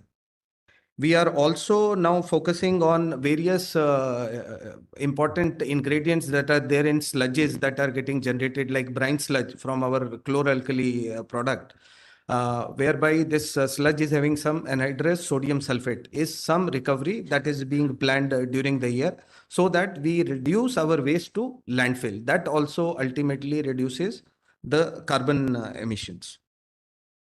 And finally, recycling of various profiles in one of our business, which is UPVC windows and doors. This waste is getting collected and also remolded, so that virgin raw material is getting reduced. So overall, as a company, we are focusing more on various byproducts as well as waste that are getting generated in our various processes are recycled back as key raw materials. So for the previous year, we could recycle to the tune of some 25% of our key raw materials are in the form of byproducts and waste that are getting generated at our site. And last is about cogen is something which is again energy efficient, where the waste steam is getting utilized in the process. So that also ultimately generates a lot of saving in terms of CO2 emission. And think that's- plantation, just Mr. one, Sharma. yeah, one last thing about plantation is something which is, I think, need of the hour also, which we promote not only at the company level, but also in the community initiatives also, where everyone is encouraged to put one sapling at least in a year on a birthday or any event, because every tree, as I recently came to know also and would like to share, that one tree contributes to almost 22 kgs of CO2 reduction. Now imagine if everyone in the country at least plant one tree, so how much reduction can be done. So in terms of plantation, as we are into agri business, we collaborate recently in last 2 years time with the Bomitra. This is the company which is ultimately partnering with us in terms of passing on carbon credits, in terms of good agri practices followed by various farmers to these farmers in terms of monetary benefit. That's one endeavor which is being scaled up.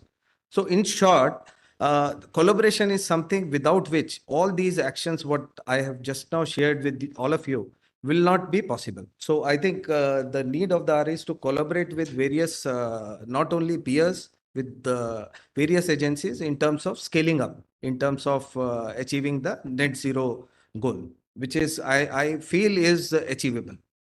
Thank you, Mr. Sharma, for that. Sorry, we are running on a tight schedule, and that's why I had to kind of interrupt. But I think it's very clear from what you said that a company which is into such diverse operations has, after having set the goals, has figured out several ways. The chemical demands are going to go up. You've figured out ways to reduce. You've looked at circular economy. You've looked at energy efficiency. You've looked at renewables. So that's a great segue into my next speaker to your right, Dr. Rambabu. Dr. Rambabu is from Greenco. He's the Chief Sustainability Officer there, and they've been leading some really cutting edge work in the renewable energy space, be it, energy storage, be it green hydrogen, be it pumped hydro. There's a lot of work that Greenco is doing. I'm just curious, Dr. Rambabu, with climate change, climate action, net zero being on the minds of all of these corporates, how do you see, Greenco playing a role in this whole agenda of decarbonization? Thanks, Maxi. At Greenco, our purpose of the business is to accelerate decarbonization. That's the purpose of the business, essentially. So we have been operating 7.5 gigawatt of renewable energy assets across 120 locations in India, in all technologies, solar, wind, and hydro. And we have been affecting, due to operation of these renewable energy assets, about 15 million tons of emission reductions every year. And we as a company, in scope 1, we emit about 1% of what we actually save or affect savings. And in scope 1 and 2 is 1%. And when it comes to scope 3 also, we actually do about 5% of emissions. But it really didn't matter to us, because we are in the business of accelerating decarbonization. We want to make that 6%, 1 plus 5%, also to zero, and not by 2050. We wanted 10 years earlier. Hence, we signed the climate pledge. We signed climate pledge about 2 years ago, and we are committed to pursuing that goal. And we are very clear, the scope 3 is not about us, it's about the ecosystem. Even scope 1, to some extent, is about the ecosystem. In scope 1, sulfur hexafluoride, which is used in the circuit breakers, is our major emissions, actually. Not some diesel, or these are simple things to tackle. But the sulfur hexafluoride, having a circuit breaker with alternate materials, we need to work with the cutting edge technology suppliers to be able to address that particular problem, which we are doing it. And similarly, in scope 3, you have a huge challenge of what will you do with the solar panels, what will you do with lithium-ion batteries, what will you do with the permanent magnets that are there sitting in the wind panels, etc., etc. We are already funding some research and collaborating with various research institutions to be able to address that part of the problem also. So we are very clear.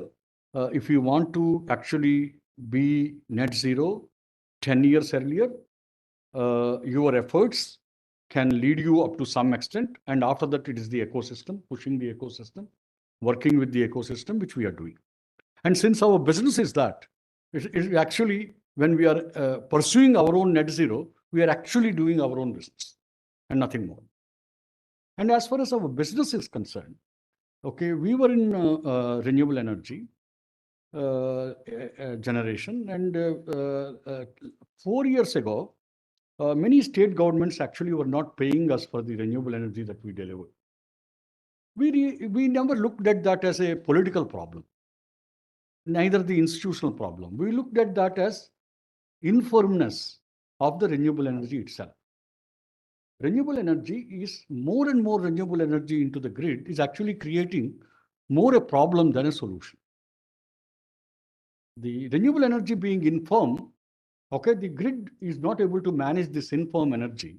And the more the capacity of the renewable energy, the more should be the capacity of the coal to be able to supply at the peak period, because this renewable energy guy cannot do anything in the peak period. So 3 years ago, we said we are no longer going to build any further renewable energy capacity. We need to work on significant amount of energy storage. And when we looked into the energy storage, we looked into the lithium-ion batteries and various other solutions. And we found that, no, this doesn't work. And we went into very well-known technology, very old technology, is the pumped hydro storage. We are building about 9 gigawatt of pumped hydro storage by 2026. By that time, possibly, India will be the largest storage capacity, long duration storage capacity in the world. Even, okay. And the fact that we are building 9 gigawatt of storage, we will be able to accommodate into the grid maybe another 30 to 40 gigawatt of renewable energy. Like us, other industries are also moving. Even though we took the lead in that, you have JSW, you have the Adanis, you have everybody else is moving in India in a very big way to build these capacities of renewable energy storage or long duration energy storage. Hence, you have now a possibility of bringing that 5 gigawatt of non-fossil based capacity, energy generation capacity into the grid. Otherwise, it would not have been possible. Of course, the battery will play its own role. It has a definite role to play. It will play that role. Another important thing in our strategy has always been that we wanted solutions that are part of net zero world. We didn't want solutions that are transition or linchpin. For example, if I want to deliver you renewable energy for a longer duration of the time, I could actually mix and match wind, hydro. Then I can put in some battery here and there. And that actually gives you about 60% of the solution. With the long duration energy storage of the pumped hydro, we deliver actually 90% of the solution, which is economically competitive. Today. And we have steel industry, aluminum industry in India shutting down gas-based power plants and coal-based power plants for economic reasons, and also, of course, the cross-border adjustment mechanism, CBAM reasons, okay, adopting our solution and adopting 24/7 hurry. In our business, we focused on decarbonizing electricity system, number one. Then we want to focus on decarbonizing energy system, then decarbonizing materials. These are the 3 areas that we, as a business, we are focusing on. Decarbonizing electricity system, to a large extent, we are focusing on pumped hydro storage as a long duration energy storage. And decarbonizing energy system, we are focusing on using this affordable 24/7 electricity, which is today is less expensive than a coal-based power plant.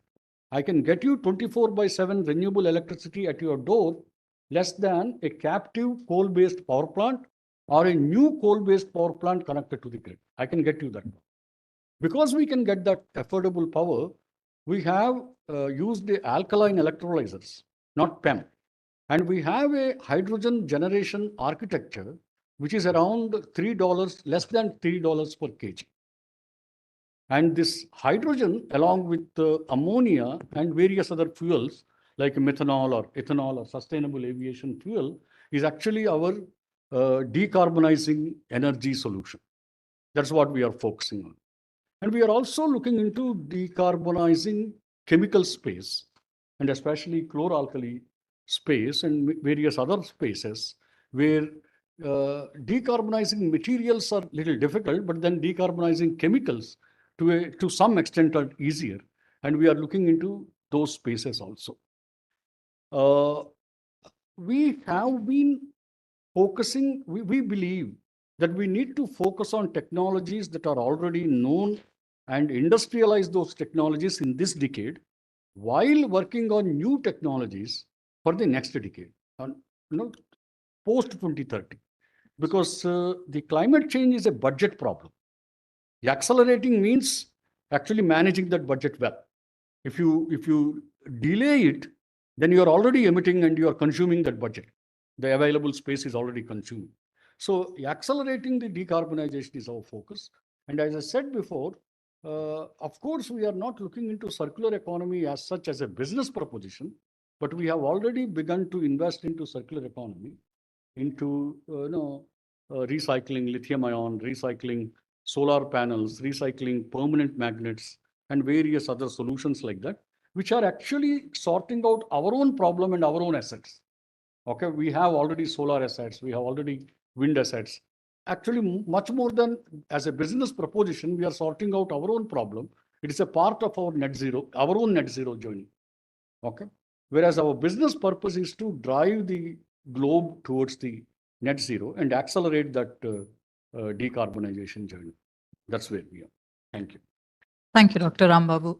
I think you may. That's been happening about the opportunity of carbon credit, and we do know that with the goals that we have for tree planting over the next 5 years, we want to put in 50 million trees in the next 5 years.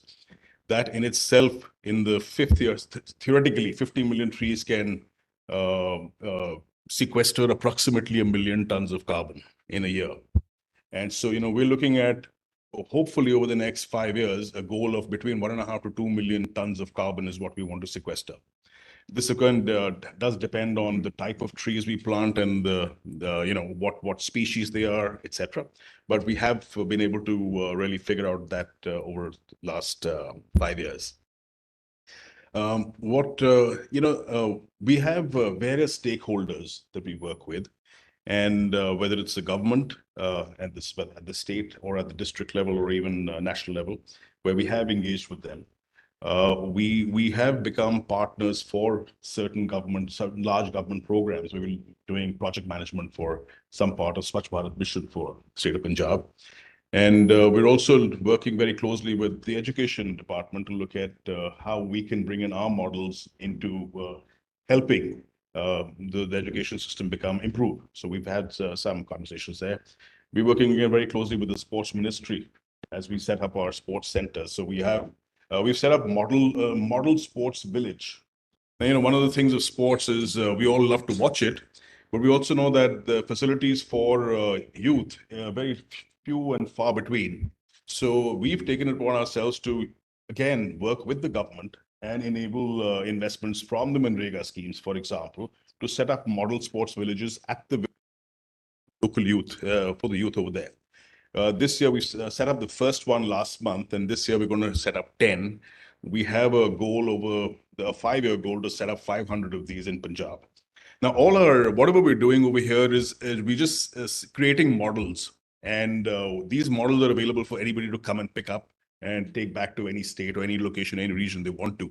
And that's how we are collaborating and working on. So, thank you so much, Vishal, for that. I think, it's a nice way. We spoke about what corporates are doing, but what Vishal brought in was the diversity that there is this community which is facing the impacts of climate change, right? How are you impacting lives to them? How are you working with them? And I love how you said it's not about just going and making these funds available, but taking them along in the journey, engaging the youth, engaging women to drive these projects. And I think what that does make sure is your projects, your whatever models that you've adopted are not only sustainable, they're going to be scalable and they're there to continue. So thank you so much for all the great work that you're doing. This brings me to the last speaker who's been patiently waiting. I really appreciate that. I'd have the pleasure of, introducing Dinesh Babu. He's been in the climate change space for several decades, and I think he's the best person who can answer as companies are looking at net zero journeys, as companies are talking about using offsets for meeting their net zero commitments. What is it that your company, Climate Action Data Trust, can do, and why is transparency important, and how can this, how can corporates understand and use it in their net zero journey? So would love to hear from you. Thank you so much. Thank you, Ms. Koti, and thanks to the organizers for inviting. Couple of facts. One is, yes, I'm an Amazon member, so expect some. Thank you. Yeah, expect some coupons after the panel discussion. Second, I'm the odd one out in the panel, so I'm not going to talk about what I have done so far, but what I have made others to do. That's what I can say. Kind of an enabler, you can say, for the last 3 decades, and fortunate to work with Terry and Ram Babuji, and Mr. Mazumdar is there actually. So I don't know whether you know me, sir. I have known you, a big fan of yours.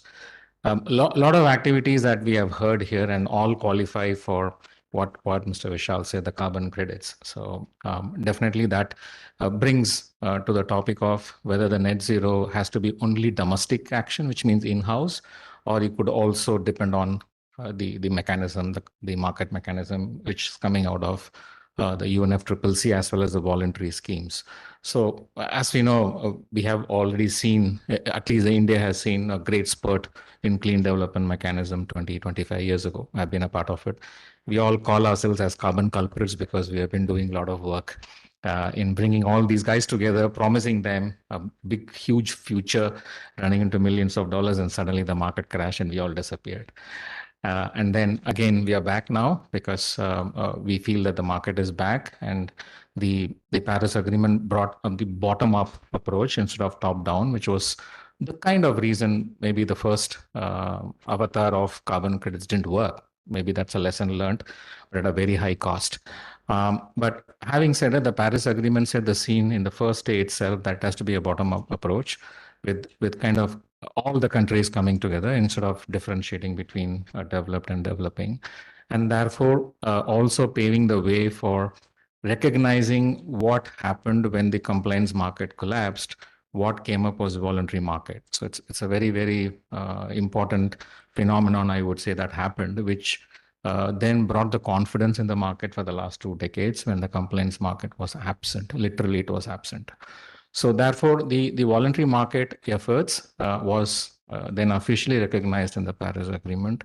So the Article 6, if you don't know, please go back and have a quick look at Article 6. So it allows you to have a kind of both the compliance mechanisms and the voluntary mechanism. The details are being worked out, but that's a big kind of a move, I would say, in terms of how all these activities which we heard, one way or the other, would have already taken some benefits in the voluntary market, setting the scene, as Mr. Vishal said, he's setting up models which could be replicated. All these could happen in both the worlds of compliance and voluntary. But what happened in the recent past, actually, maybe a couple of years or so, the kind of voluntary market came in under severe criticism in terms of not following the proper monitoring and verification protocols, not following the methodologies that are found to be robust, and not and just forgetting what kind of robust methodologies that were there before, and trying to create new methodologies to have a comfort level of to say whatever you are saying is right. So you have many standards as a result, many agencies having agenda-based protocols, and many truly committed organizations implementing the nature-based solutions. So the whole focus is around the nature-based solutions because we have moved away from typical solar, wind, hydro projects qualifying under carbon credits to go under the natural-based solutions where we have forestry, agriculture, and related projects qualifying under the carbon credits. So the need for transparency emerges out of that in terms of how robust is your methodology, how additional is your project, and how much data intensive is your whole operation in such a way that you can be transparent and ensure the environmental integrity. The topic I'm speaking is not for 5 minutes, it is for 1 day.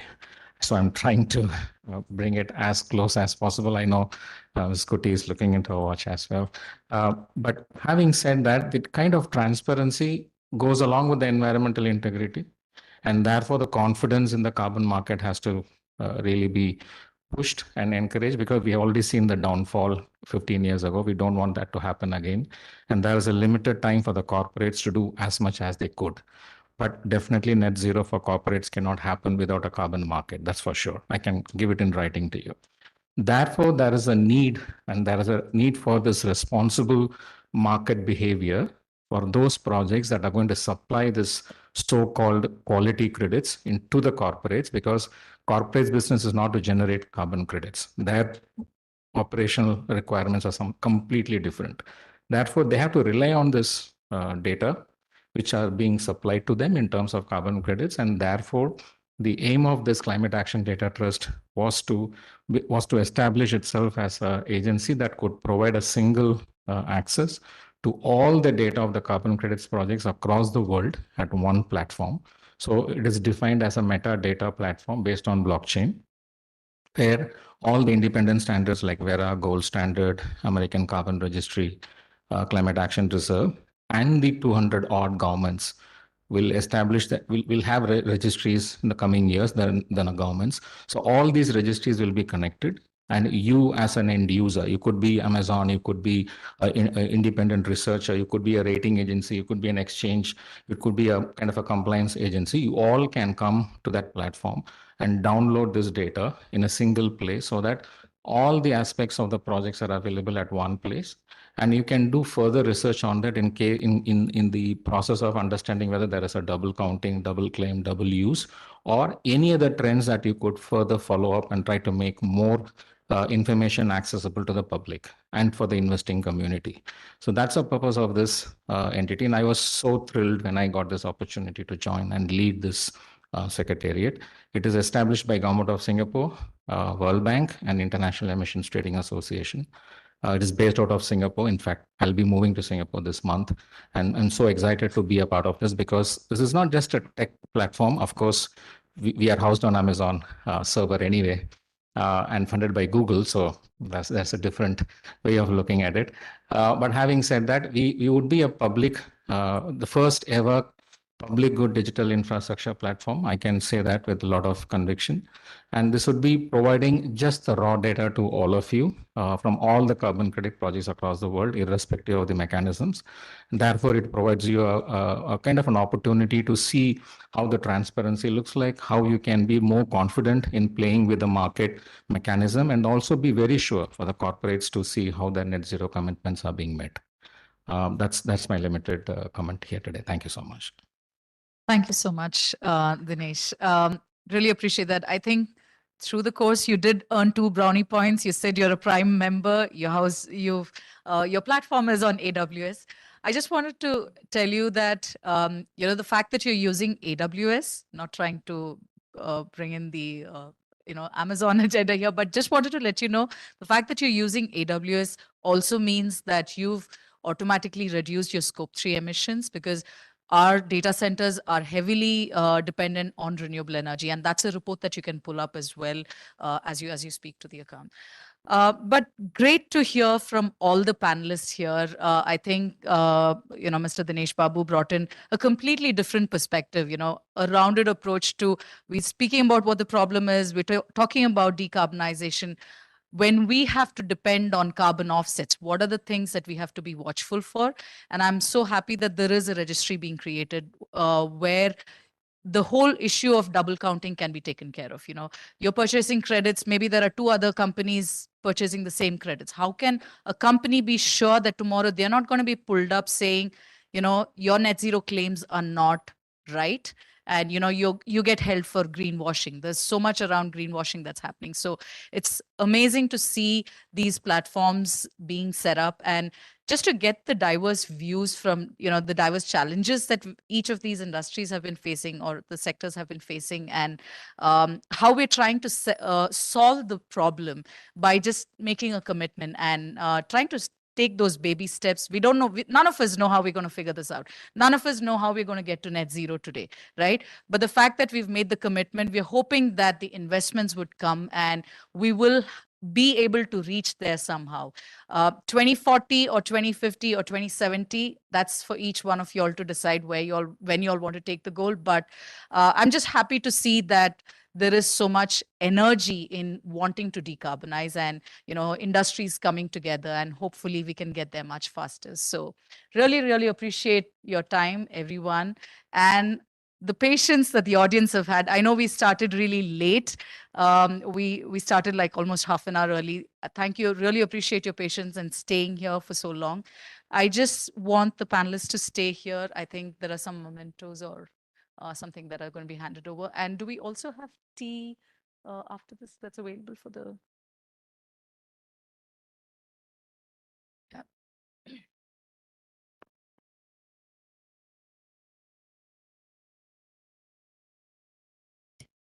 Hello. Yeah. We just have a small token of appreciation from Terry. I would like to invite my colleague, Mr. K. Uma Maheshwaram, to do the honors.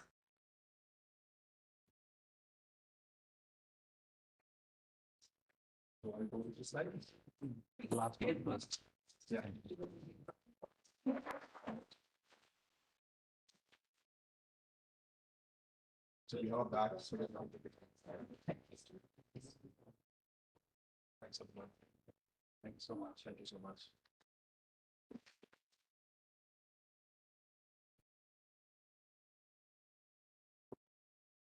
So this is also organic, cultivated and organic.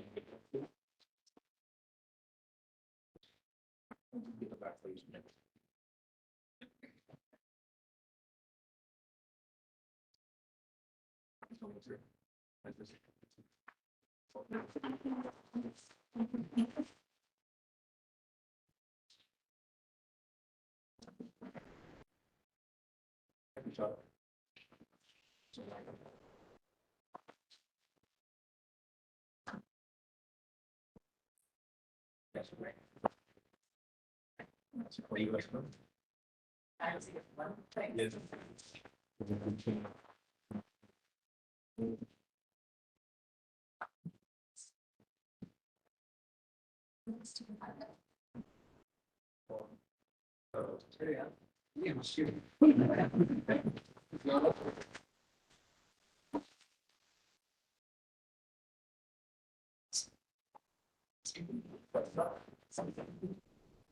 Yes. So, Maxi, can I conclude? Maxi, can I conclude? Yeah, thanks. So, good evening from here. Good evening.